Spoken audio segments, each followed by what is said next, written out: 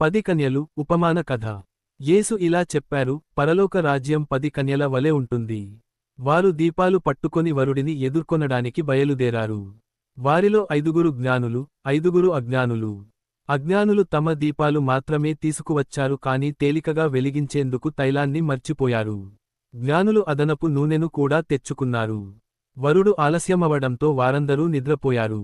అర్ధరాత్రి, ఇదిగో వరుడు వస్తున్నాడు అని పిలుపు వచ్చింది. అందరూ లేచి తమ దీపాలు సిద్ధం చేసుకున్నారు. కాని అజ్ఞానుల దీపాలు చిమ్మడం ప్రారంభించాయి. వారు జ్ఞానులను అడిగారు, మాకు కొంత నూనె ఇవ్వండి. కాని జ్ఞానులు చెప్పారు, మాకు సరిపోదు, మీరే కొనండి. వారు నూనె కొట్టేందుకు వెళ్ళినప్పుడు వరుడు వచ్చాడు. సిద్ధంగా ఉన్న వారు అతనితో లోపలికి వెళ్లారు, తలుపు మూసారు. తరువాత వచ్చిన అజ్ఞానులు తలుపు తట్టారు, ప్రభువా, తలుపు తీయండి. కాని వరుడు వారితో చెప్పాడు, నేను మీను ఎరుగను.